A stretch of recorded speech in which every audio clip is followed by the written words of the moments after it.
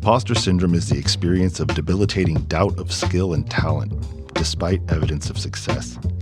While a common symptom of high achievers and perfectionists, imposter syndrome is frequently the consequence of discrimination, bias, stereotypes, racism, and elitism. Imposters dwell in a persistent fear of being exposed as incompetent or inadequate, a fear that triggers self-doubt, anxiety, burnout, stalled growth, externalization of success, and avoidance. To disrupt this phenomenon for our students, we are asking graduates to share stories from college and career to normalize the experience. This is one of our conversations. Welcome to Imposter. This is Kayvon Brown, class of 2017? 17, yes, 2017. Sir. How you been? I've been good, You know, just living life, taking everything one day at a time. Cool. Well, let's hear about some of those days. So when we have these conversations on Imposter, we generally start talking about like background, growing up, connection to the community, and then we'll eventually go into, you know, your experience here at Lincoln, what it was like, and then your experience outside of Lincoln. Maybe an imposter type experience, maybe not. We'll see. Okay. Cool. Yeah, sounds like a plan. Oh, cool. So earlier you were telling me that, you know, mom's side of your family, all Lincoln. Yes. Let's hear about that. Tell me something. Mom's side of the family, mom's is from San Diego, of course. Grew up in Southeast as well. Dad's side is from Louisiana, so got best of both. Okay. Louisiana, San Diego, me. But mom's side, mom's went to Lincoln. My nana went to Lincoln. All my aunties, pretty much older cousins, came here. My nana graduated in either 70 or 69. I actually have her pin, her Lincoln High School class pin. That was back when Lincoln was white. Yeah. Right? Yep. And yeah. I have that pin. Yeah. So it's pretty much been it's been through my family. So on my mom's side, I should say. Right. And you said you grew up Skyline. Yeah. So local community, but there was some concern from Dad about coming to Lincoln. Yeah, because he's not from San Diego, so of course he didn't really know all of the dynamics. He just knew what he saw, which is understandable, especially when I was growing up, when I was younger, and when he was there, early 2000s. It was, of course, Southeast was completely different than what it is now. What was it? So describe what kinds of things your dad saw that would have given him hesitation. More of the probably stereotype for him, probably the gangs and the drugs on his side, but realistically, we grew up already on that. So where we lived, he probably just didn't want me in a school like that for 4 years, where he probably didn't know anybody that could keep their eye on me in a sense, probably what he was thinking at that time. But fair enough. I mean, fathers want to protect their yep. kids. That makes sense.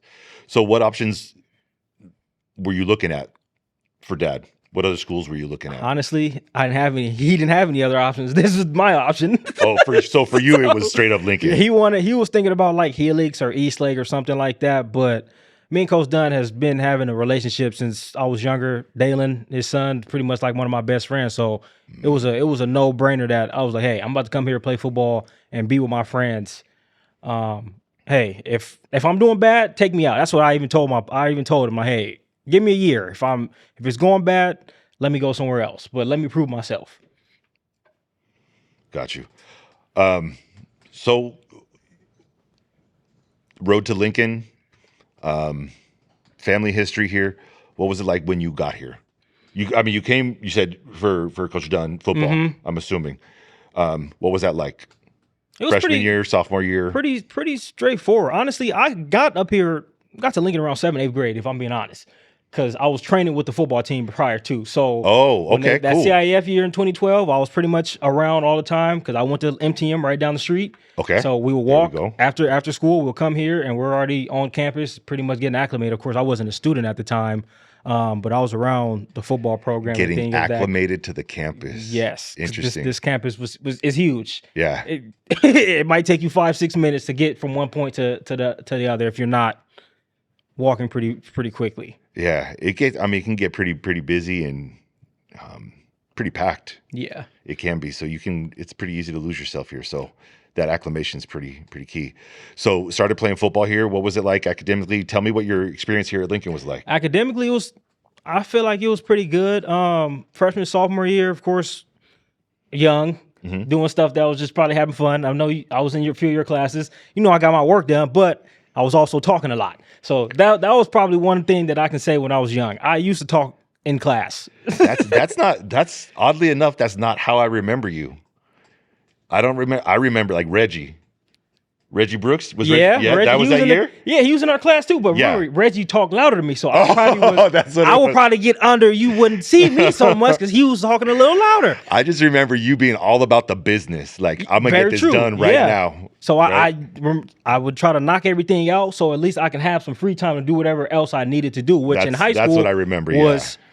I was all football. So, hey, dear, can I knock? What do I need to get done? Okay, let me knock this essay out, and I'm going to go focus on.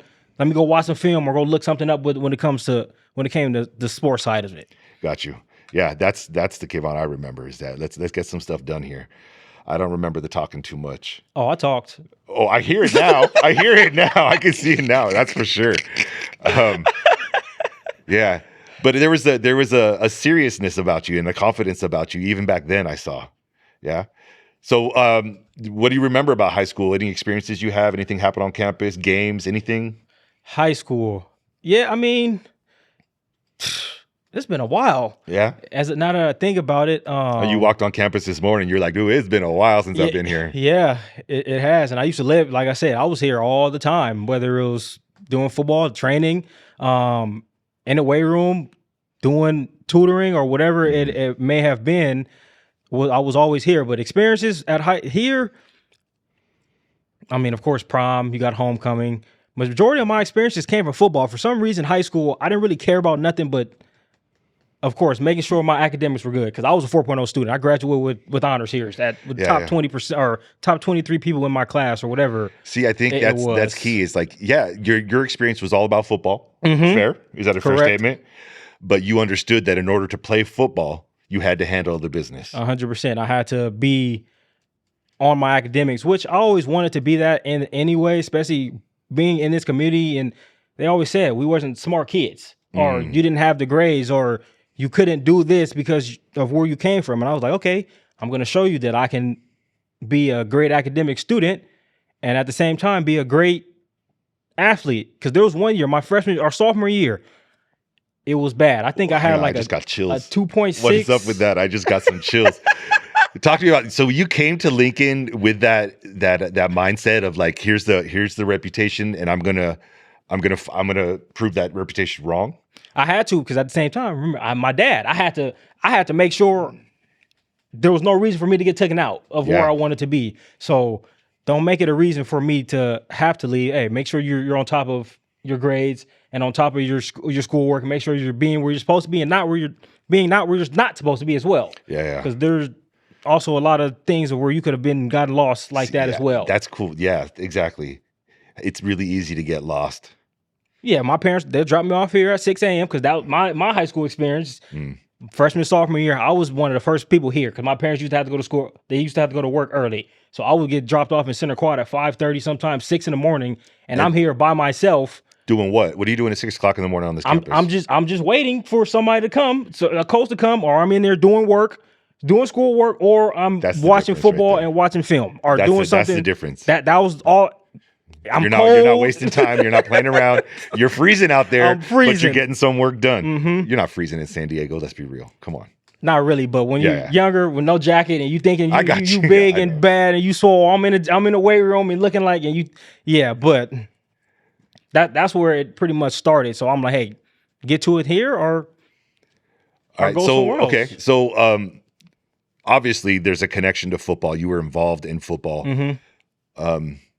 I would even say more so than just a typical athlete, right? Because you're constantly reviewing film and you're in the weight room and you're not focused on other sports, right? It was just that one sport. It was pretty much football.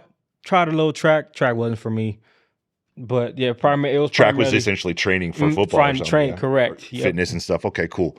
What other stuff did you do to keep yourself involved and engaged in what was happening on campus? Like, were you involved in any clubs or were you involved in, any like specialty type classes or anything like that? Were you in after school programs or anything? or was it all football based? My let me think about that, because You were in yearbook, right? I was in yearbook. Okay, So I there's was one. involved in that for 2 years, junior and senior year, which I loved. I loved yearbook because it got to get me on campus, go to other people's classes. I was There you able to go. travel for different sports events and go take pictures of them. And then yearbook was actually good because it actually helps you build relationships with other people on campus as well too, because you go and speak with other students and ask them their high school experience and what they're going through in their life. Sometimes you might not put it in the book, sometimes you may not, but that also helps you grow as a person too, because you're talking to other people that you're not going to normally talk to. Yeah. We got to come back to this because earlier we were talking about connections, making connections, not burning bridges with anyone, that kind of 100%. stuff being key. It's one of those soft skills you take with you after high school. You think it's all academics, but no, there's so much more real learning type stuff that comes on, like building relationships, and Correct. communicating, and those kinds of things, those skills. Cool. So anything else you can think of about High classes or anything school, like that? Things that you did to sort of stay involved or stay connected with the community, even not just with the school.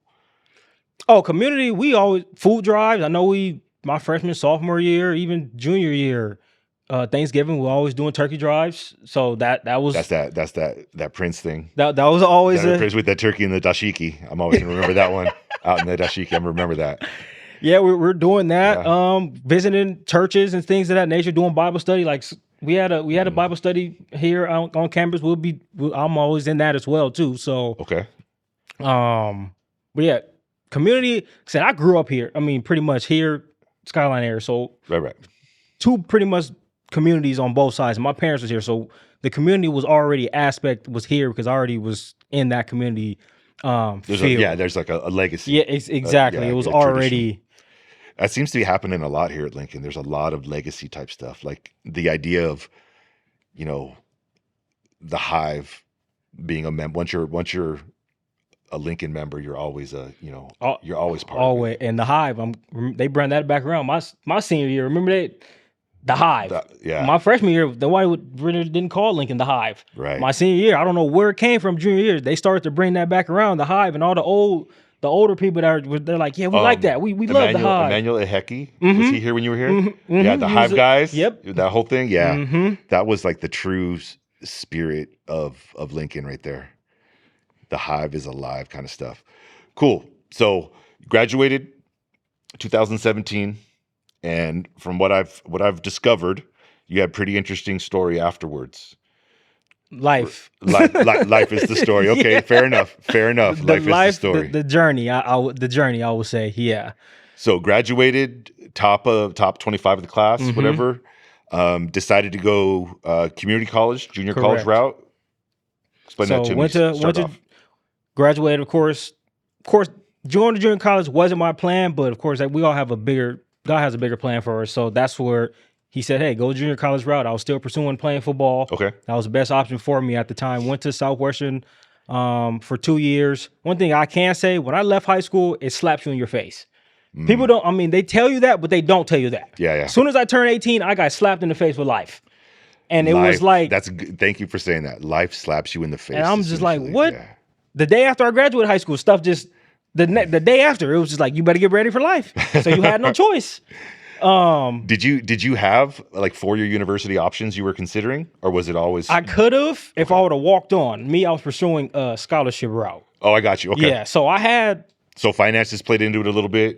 so Opportunity to play played into it a little exactly bit. Okay. because I cool. got, is it UCSD or USD? Which one does Lincoln have the filler to? It was UCSD at the So time. I got that. I was in that program. Okay. I got that scholarship to go there full time.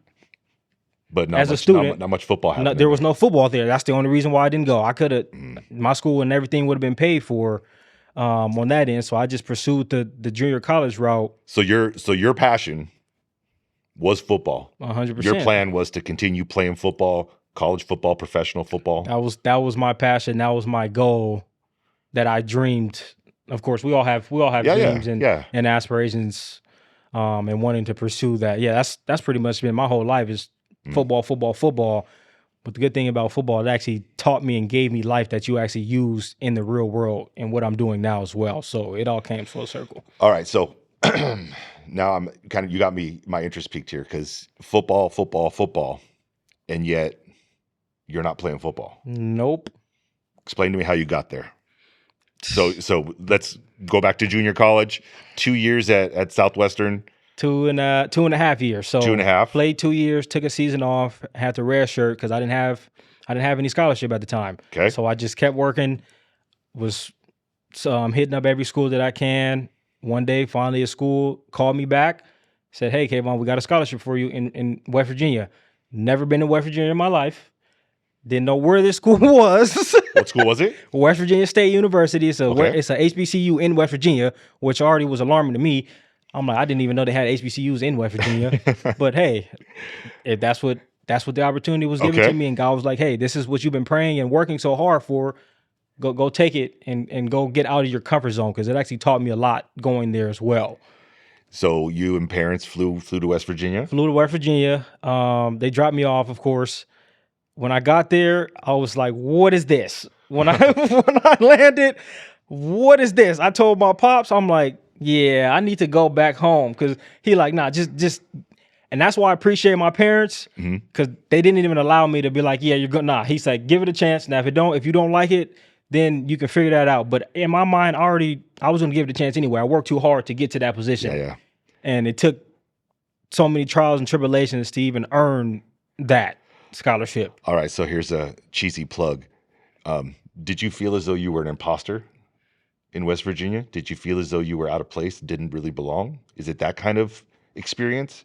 Or was it just culture shock? Culture shock. Culture shock. I didn't feel okay. like I didn't belong because surprisingly, there's a lot of black people in West Virginia and where I was.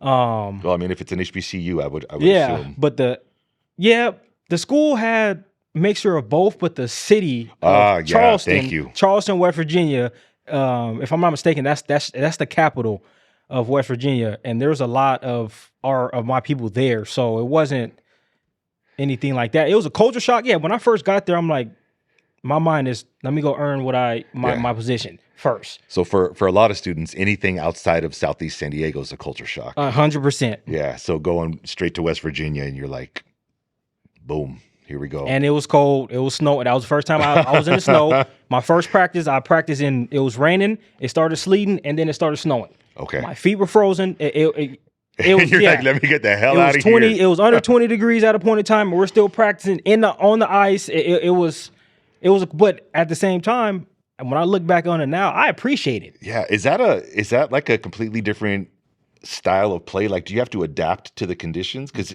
yeah, I mean, I don't imagine you played on ice here in San Diego. Not at Right? all. No ice, no snow. Right. So what is that experience like on the field? It was mindset. Mindset. That for me at least, it was a mindset thing. Like, hey, you can do it. Just put your mindset to it and just go and do it. But yeah, it was adapting because now you're thinking about, am I going to get hurt? Is this ice going to crack my skin? Yeah, Is it- there's a whole bunch of it- different, possibilities. So you're practicing a little cautious, but at the same time, you're like, I need to go earn this job. Mm. So you have to do what you have to do. But at the same time, everybody else is also involved on that field too. But realistically, if I think back on that, we shouldn't have been practicing like that. I don't know if that was legal or what. Because I don't know ice, if it was legal. It was on ice. It was I got different. So All right. And so you were telling me that in West Virginia, you were you adapted because there was a little bit of off-campus Correct. life, culture, life.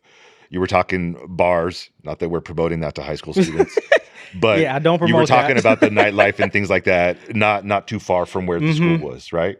yeah, correct. So at West Virginia, at the same time, we was in COVID.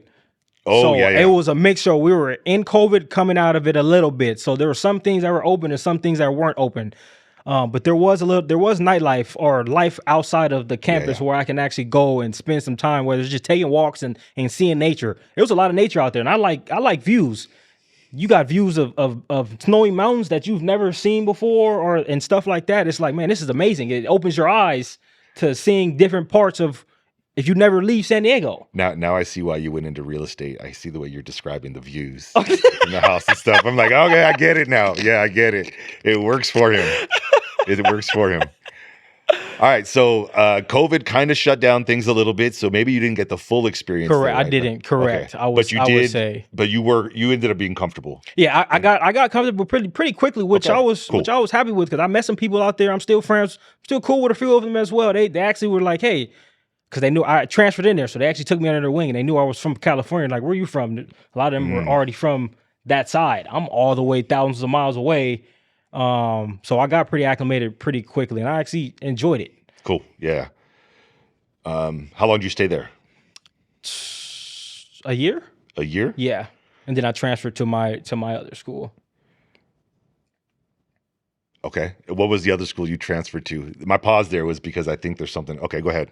I'll just let you tell it. Oh no! So it was You're the next school you went to. So you went from Southwestern Yep, to West Virginia West Virginia, to a school in Nebraska called Chatham State. Chatham State in Nebraska. Mm-hmm.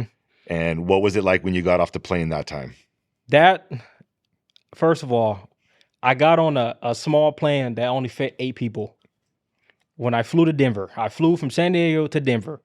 Caught a plane from Denver, and I'm walking on the tarmac. I'm like, all right, this is different. Walking on the tarmac. Correct. Okay, that kind of plane. This okay. is different. 8 people flight. I'm like, if a bird hits this, we're going down. And I was like, oh, this is that. I'm like, God, I don't know what you got me doing, right? But I guess this is what it is. And somehow I had service. I'm texting on the plane like, hey, if something happens to me, just know this where I'm at. This is the plane that I'm on. Okay. And that's what it was. But when I landed there was nothing but land. When at the airport, there was nothing but land. One of my roommates actually came and picked me up. Airport was 45 minutes from my school. So we're driving. It's just nothing but land. For 45 minutes. For 45 minutes. Nothing but land. There's nothing out there. And I'm just like, what is this? A little bit of imposter syndrome there? A little bit. Okay. Because that was a little bit different. Because at least in West Virginia, I was a little more comfortable because there was more of a city. They had a city. Yeah. Nebraska, there was no city. I don't even know what the population was. Maybe there was 5,000 people in that town. Got you. If that. But yeah, got there, and that was an instant culture shock right then and there. Okay. Well, I want to reiterate, like the experience of being uncomfortable in a new situation. Mm-hmm. That's not what we're talking about when we say imposter syndrome. Imposter syndrome, our interpretation of it is that there's a feeling of being out of place, as if you don't belong in this spot. Not that you're uncomfortable there, but that you don't belong there. Yeah, I can say I felt that in Nebraska. In Nebraska, 100%, because I stopped eating. So that's I didn't eat for whatever reason it was. I felt like I did not belong there. Whether it's coach just said, okay, come here, we're gonna play you, do this and that. Okay, cool. So to describe the scenario, you were telling me a little bit about the coaching experience and all that, playing football there. Yeah, so going there, of course, my position coach was a first-time coach. He brought me in, said all this stuff, which every coach is going to tell you. You got to just go there and put the work in. Mm-hmm. But after a certain time, it's like, am I wasting my time, or what are you guys doing? I wasn't eating for whatever reason. I just felt out of place. Like I went there and was lied to, which I could have probably just stayed where I was at. What do you mean you were lied to? Being told one thing and then getting there, and it's a completely different scenario of okay. What it is. So they recruited you from? Correct. Okay, so they recruited you from West Virginia. That's why you left West Virginia. Correct. Was it like more a possible playing time? More correct. It was more of that, more opportunity of that playing time, and then of course they had better facilities than where I came from as well. So they actually had a nutrition pro. Like I had nutrition at that small school. I had a nutritionist. And you're still losing weight? And I was still losing weight because of what we had, because we only had a cafeteria. So everybody had to eat there. So it wasn't specifically towards you on what your nutrition is. Okay, it's just a generalized It was just everyone. exactly. Okay. Yeah. And so what was life like, what campus life like there?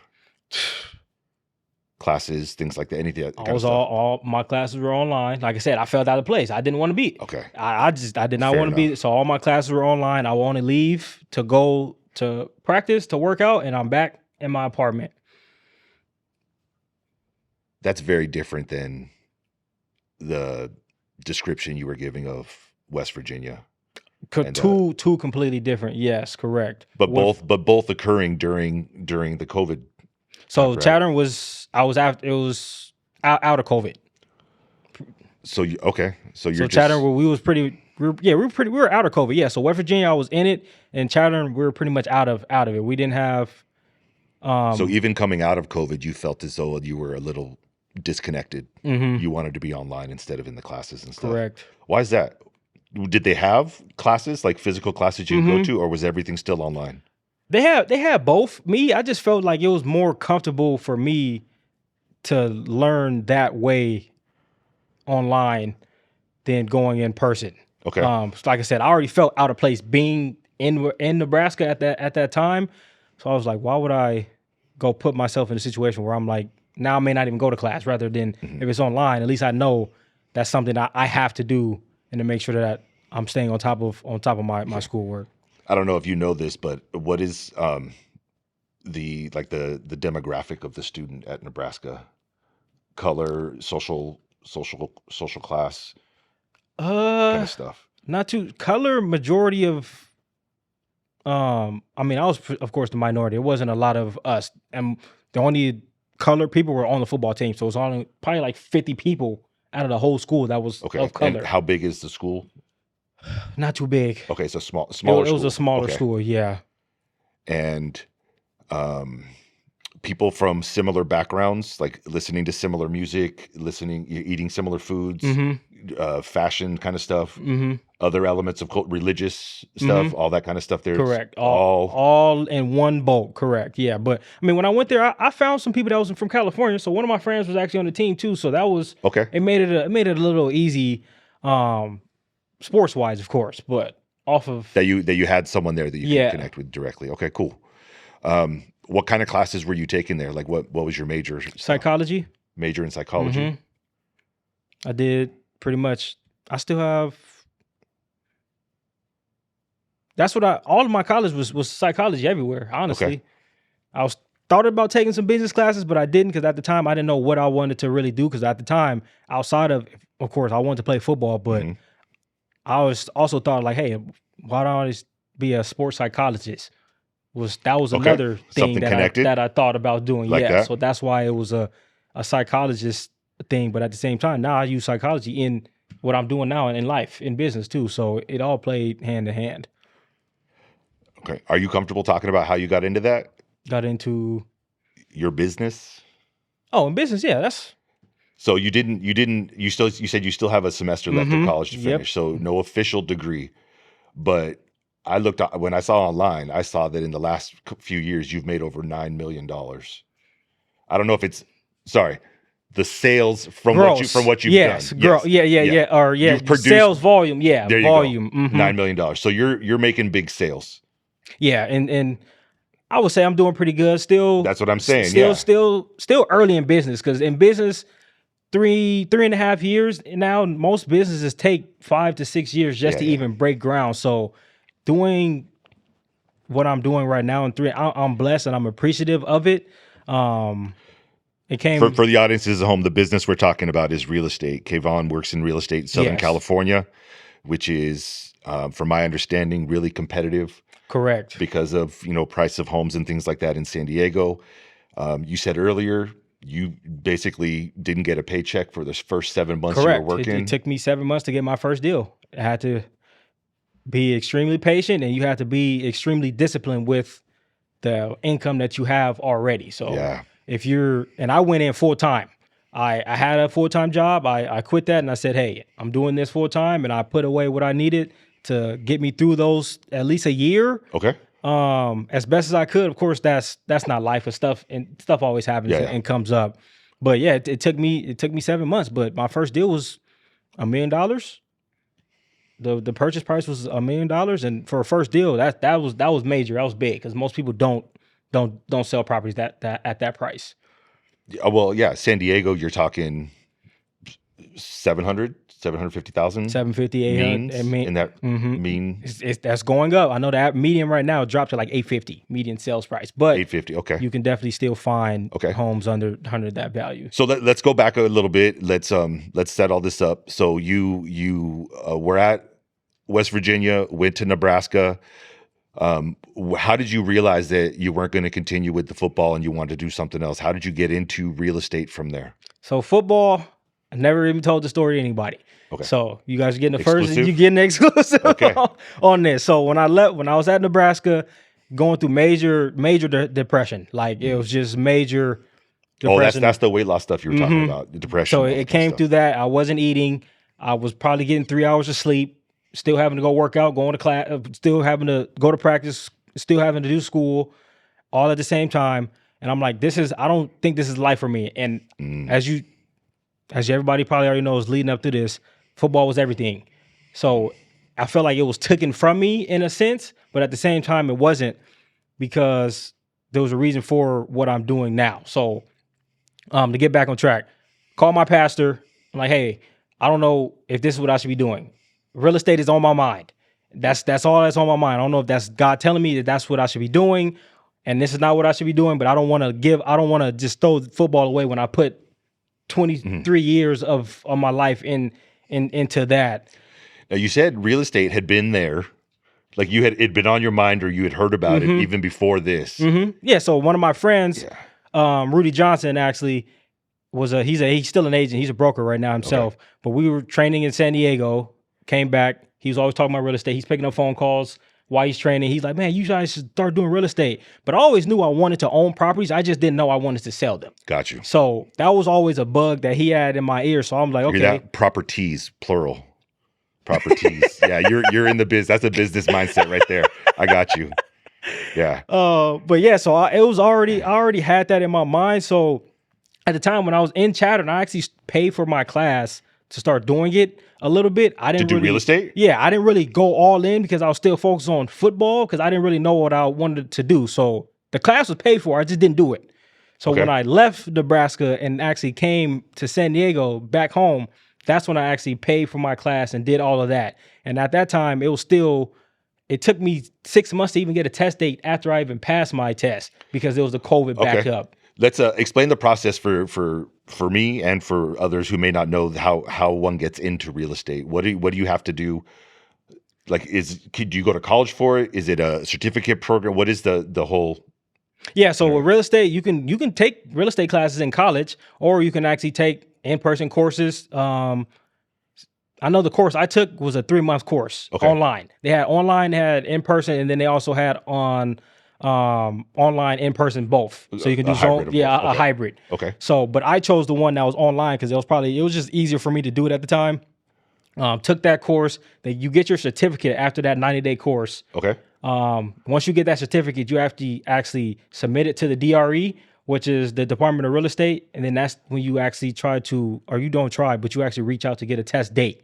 Okay. And at that time, it was still technically the COVID stuff that was going on in 2022. Slowed the whole process. It slowed everything. So it took me 6 months just to even get a test date. Okay. So that backed up my... And the test is to get your real estate license? To get the license, yeah. Okay. And that test is you have to pass, if I'm not mistaken, you have to have 70%,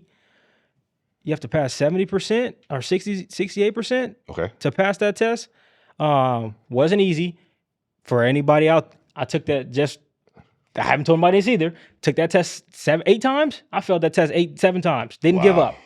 And I just kept going. I'm like, if you want something in life and it's in your mind and you want to do it, just keep going and keep studying and going after it. That's why I knew what I'm doing now is what I'm supposed to be doing, because if it wasn't for that, I've been giving up after the 3rd or 4th time, but I took that 8 times. That's that confidence that I saw all the way back in high school.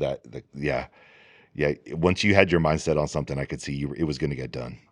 100%. Which I wish I would have made an adjustment earlier when I was younger to get out of. I'm not gonna say get out of football, but start doing something else while I was still playing football at the same time. That's what I would tell everybody. When you're pursuing something, whether it's sports or anything, it's like 0.1%, if that, to make it to the NFL.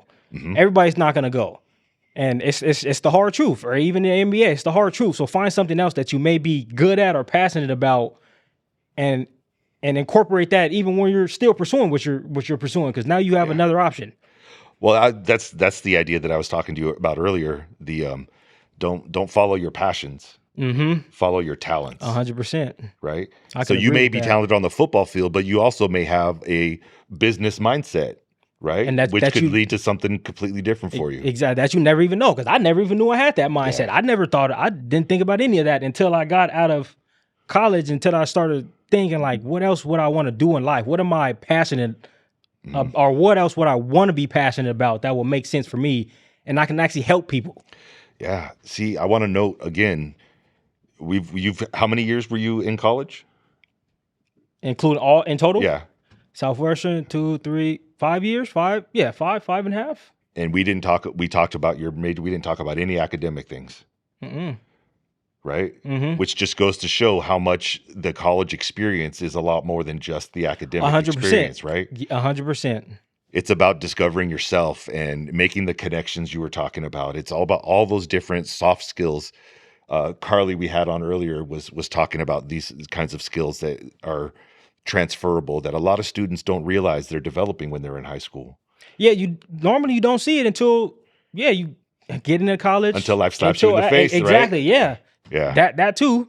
Till it slaps you in your face, until you get in college, until you're getting out of college. Like I'm 26, and it's just started to make sense a few years ago. I don't like it when students tell me the current age. It just reminds me how old I'm getting. You're not that old, because my parents are still moving and grooving, and they older than you. So I'm moving, but I'm not grooving. That's for sure. They're still doing it, so you're in a good place. Good. That's good to know. I got something to look forward to. I can start grooving again. All right, so came back to San Diego, 3-month program, passed the test, and then how do you get involved with what's the company you're with right now? So right now with so my brokerage is Keller Williams, but my team is San Diego Elite Team. San Diego Elite Team, yeah. Yeah. So my business partner, mentor Wesley Brown, been with him since I got into business. He's been in the business for over 15 years or something like that. My mentor, so he pretty much been teaching me the game and teaching me the business as I'm going through the business at the same time. Got you. So I learned it on the job training, on the job. Kind of stuff, that's of course the test and all of that. That's one thing, but when you're in business and with relationships with people, you're gonna learn that on them, because now you're dealing with people. You're not just dealing with going by the book. Because did you just say your business is relationships with people? Everyone heard that one? That's life. Okay, good. That's life. That's one of those skills I'm talking about, man. All right. It's about communicating, connecting, understanding. It's about people. All of it is. That makes a lot of sense. Probably the biggest is understanding and just listening. That's the biggest thing that I've gotten from being in business, is being a better open listener. Ask a question, let them speak. That's an interesting way to approach real estate, I think. That makes a lot of sense. Because you're not really selling a house to someone, you're selling an idea to someone, right? You have to listen to them talk and describe everything that they want, and you have to try to match that. So yeah, that's interesting. I never thought of it like that. And meet them where their vision is, and then get them aligned with their actual goals financially at the same time. Because us people as humans, we all have I want a $3 million house. Can you afford a $3 million house? Or can you afford this, and can you work your way up to get to that point? So now you got to sell them on a vision too. To start communication. Exactly.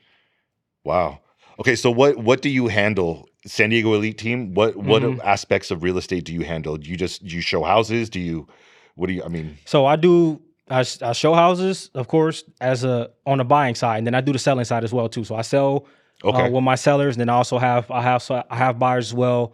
Investors, first-time home buyers, repeat buyers, and things of that nature as well. Financing and all that kind of stuff you do as well? I don't. My business partner does the loan side. I haven't gotten my loan license yet. I plan on doing it, but I keep everything in-house as best as I can. That makes a lot of sense. Okay. And there's still growth. Exactly. Right? It's not There's just so years much doing growth. the same thing, but there's still opportunity for you to grow within that business. Exactly. Like right now, I'm just I'm not grow agent. the business, but grow within the business, if that makes sense. Of course, you want to do both. You want to grow your business, exactly. grow within your business, leverage. Of course, as you continue to grow, you can hire more people, and then that gives you your time back to get what you're looking for. Because right now, I'm considered as a real estate agent, like an agent, but there's brokers. So my next goal is to get my broker's license. Okay. And then when you have a broker's license, there's a little more different things that you can actually do.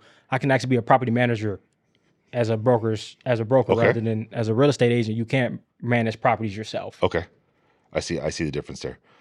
Okay. And you're doing fairly well, living large? I'm living in my means. That's Okay. that's what I would say. I try to live between or even under my means, especially what's going on in this world right now. There's no telling what's going to happen. So Truth. you gotta Yeah. I make sure understand. you're prepared rather than unprepared. That's smart. Yeah. Live within your means. I wish I would have learned that one a long time ago. I'm still living above my means. So some of the stuff you've sold, two former Lincoln students.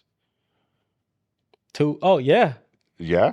Mario, Mario. explain that. So Mario bought, you said Mario's a former student, graduated with Carly, same year as Carly and them. Yep. Bought a condo. Is that what you said? He started off in the condo, and what is it, 2026? 2 years ago. So he bought a condo 2.5 years ago, in Moreno Valley. Wasn't the best area. Mario, sorry for putting your business out there. But it's important to talk about. Sorry. We'll have you on the podcast. Yeah. We'll have you here. He'll tell you the same story too. He'll probably beef it up because you know me, I'm humble. I don't take Okay. the credit for anything. I'm just extremely proud of him for doing that. Yeah. I just helped him get to that point and put him on the path to get there.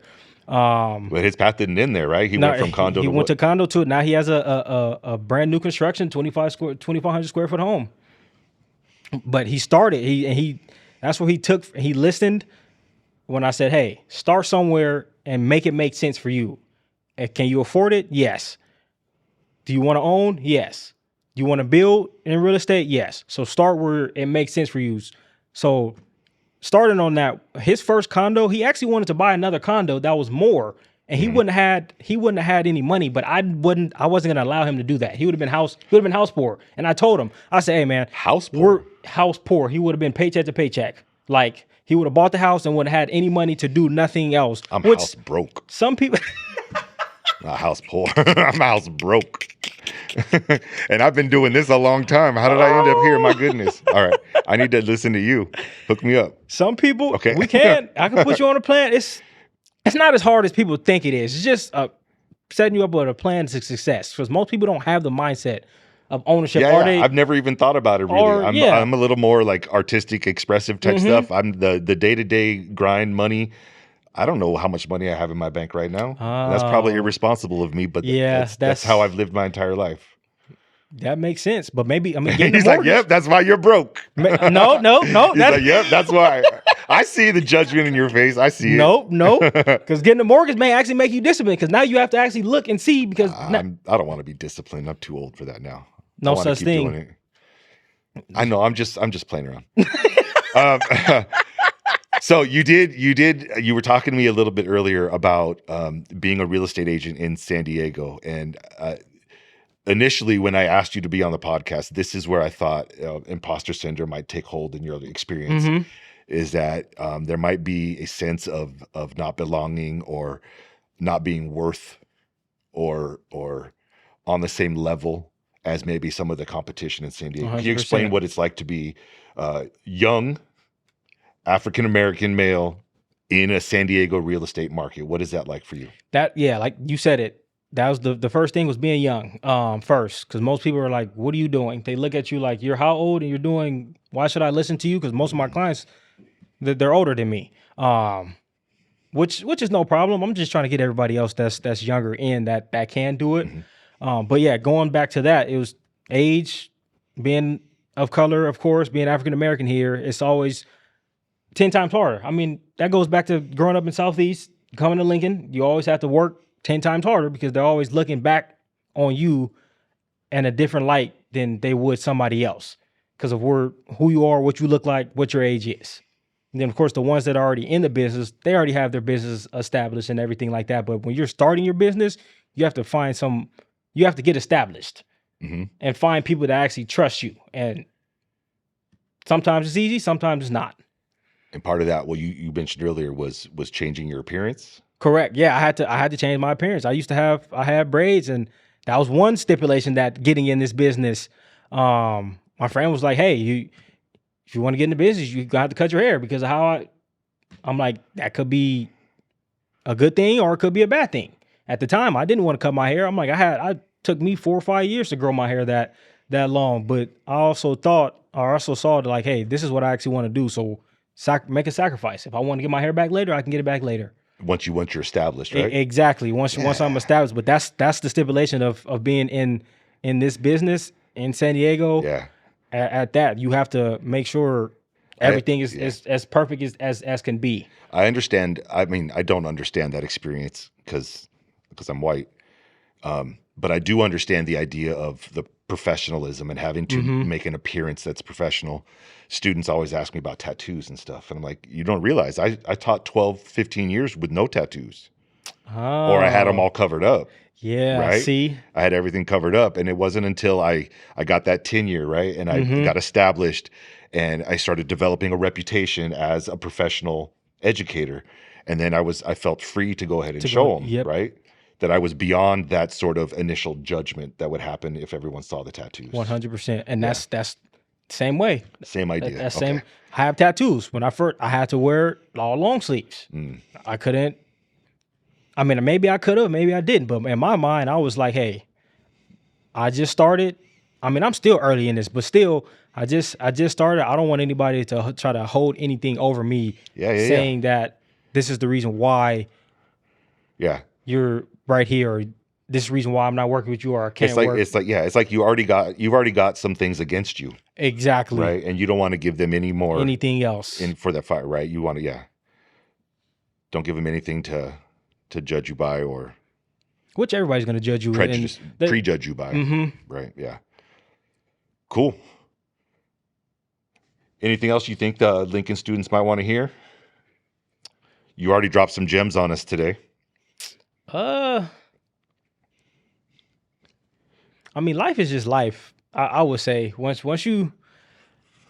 it comes to, I mean, as all these kids, the students here know, they probably are in the same situation of how I grew up, in a sense, whether it's a 2-parent household or 1-parent household, however they came up, but they ended up here at Lincoln for a reason. Maybe they may not understand it now, but later on in life, you will understand and appreciate. Because when I look back on my time here, I appreciate.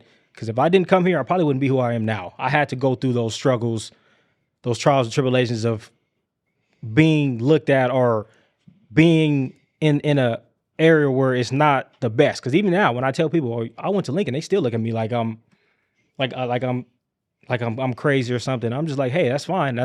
It gave me my identity in a sense. It helped me grow into who I am now, and it helped me meet a lot of people that I'm still friends with, that they call if we need anything. And like Mario's one of my best friends now. Like, so prime example. You mentioned a couple people along the way that sort of mentored you, helped you out. You interested in being a mentor? Yeah, when that time comes, I'm always open. I'm here to help everybody win. At the end of the day, there's a lot, and there's enough for everybody to win, to grow, and to succeed in any field or area of life. And I'm here to give. If there's anything I can give you from my past experience, I'm here to give it to you. Because there's somebody that's in my situation now, or that's going to be in my situation. That's, if I can help mentor them now, they won't be in that situation. Well, I know we have a lot of students that are straight athletics. Like that's their vision, their goal.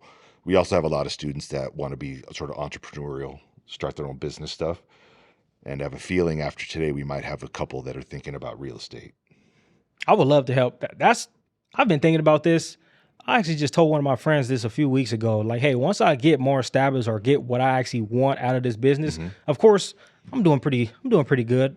I always continue to get better, but I haven't hit where I actually wanted to hit yet. But I always told myself, like, hey, once I hit that, I want to actually go give back and help people in this field. I don't even want to talk about sports. Yeah, I can give you sports because I know that, and that would teach you and help you with life and teach you teamwork and all of that, and grit and grind and hard work. But I don't even want to talk about it. Let me help the ones that are in a different situation that probably didn't even see anybody. Because coming out of Lincoln, I didn't see anybody in real estate, anybody in business. In my family, nobody did none of it. I'm the first one. So it's like I'm trial and error. And now they're looking to me, and there's stuff that they don't even know that I gave them, that I got into. They're like, I didn't know that. I was like, yeah. Yeah, I've got, a couple thousand students have sort of walked through my classroom. Yes, you have. And I know that they're life after Lincoln has gone a whole bunch of different ways. They're in all different sorts of industries and stuff, but I don't know of anyone else who's in real estate, That's crazy. especially real estate in San Diego. That's crazy to think about that. Yeah. Like you said, you have thousands, and I'm the only person that you can think that's. It's the only one I can think of. Yeah. I don't know though. It could be the dementia setting in because I'm getting old. could be losing my mind a little bit. All right, Kayvon, thank you for coming here today. Appreciate your wisdom and dropping the knowledge. Of course. Thank you guys Thanks as a lot. well.